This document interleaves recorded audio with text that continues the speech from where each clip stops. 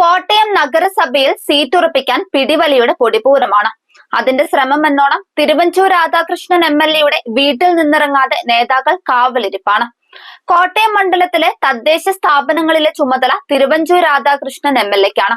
Seat ഉറപ്പിക്കാനും seat ഉറപ്പിച്ചവർ ഭാര്യയ്ക്കും ഭർത്താവിനുമെല്ലാം seat ഒപ്പിക്കാൻ തിരുവഞ്ചൂറിന്റെ വീട്ടിൽ കയറിയിറങ്ങുകയാണ്. രാത്രിയായാലും വീട്ടിൽ സന്ദർശകരുടെ നീണ്ട നിരയാണ്. സ്ഥിരമായി മത്സരിക്കുന്ന എല്ലാവർക്കും ഇക്കുറിയും സീറ്റ് വേണം. പറ്റിയാൽ ഭാര്യയെയോ ഭർത്താവിനെയോ കൂടെ മത്സരിപ്പിക്കുകയും വേണം. ഇതാണ് കോട്ടയം നഗരസഭയിലെ കോൺഗ്രസിന്റെ പ്രതിസന്ധി. കോട്ടയം നഗരസഭയിൽ 47 സീറ്റിൽ കോൺഗ്രസ് മത്സരിക്കുമെങ്കിലും സ്ഥാനാർത്ഥി നിർണയം പൊട്ടിത്തെറിയുടെ വക്കിലാണ്. സീറ്റില്ലെങ്കിൽ റിബലായി മത്സരിക്കുമെന്ന് സിറ്റിംഗ് കൗൺസിലർമാർ വരെ മുന്നറിയിപ്പ് നൽകിയിരിക്കുകയാണ്. മത്സരിക്കാൻ അവസരം ചോദിച്ച് പുതുമുഖങ്ങൾ എത്തിയെങ്കിലും കോൺഗ്രസ് അവഗണിക്കുന്ന പതിവ് രീതി തന്നെയാണ് തുടരുന്നത്. ഇക്കുറി അധ്യക്ഷ സ്ഥാനം ജനറൽ വിഭാഗത്തിലാണുള്ളത്.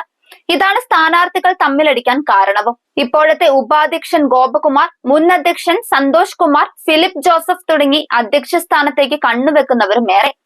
നിയമസഭയിൽ UDFും നഗരസഭയിലും അധികാരത്തിൽ വന്നാൽ അത് തങ്ങൾക്ക് നേട്ടമാകുമെന്നാണ് നേതാക്കൾ കണക്ക് കൂട്ടുന്നത്. അതേസമയം നഗരസഭ പിടിക്കുക അത്ര എളുപ്പമാകില്ല UDFന്. 5 വർഷം നഗരവാസികൾക്ക് ദുരിതങ്ങളുടെ നാളുകളായിരുന്നു. അഴിമതി മാത്രമാണ് UDF നഗരസഭാ ഭരണാധികാരികളുടെ കൈമുതൽ എന്ന നിലയിലേക്ക് കാര്യങ്ങൾ മാറി.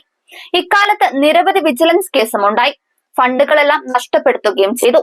പെൻഷൻ തട്ടിപ്പിലൂടെ നഗരസഭയുടെ 3 കോടി രൂപ ഉദ്യോഗസ്ഥൻ കൈക്കലാക്കിയതും നിലവിലെ ഭരണസമിതിയുടെ കാലത്താണ്.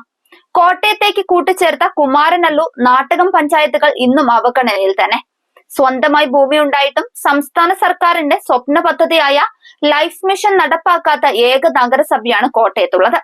തിരുനക്കര ഷോപ്പിംഗ് കോംപ്ലക്സ് കെട്ടിടം പൊളിച്ച് വ്യാപാരികളെ പെരുവഴിയിലാക്കിയതിനും 3 കോടി രൂപ ചെലവഴിച്ച് കോടിമത പച്ചക്കറി ചന്തയ്ക്ക് സമീപം ആധുനിക അറവുശാല നിർമ്മിച്ച് അത് നശിപ്പിച്ചതിനുമെല്ലാം UDF മറുപടി പറയേണ്ടി വരും.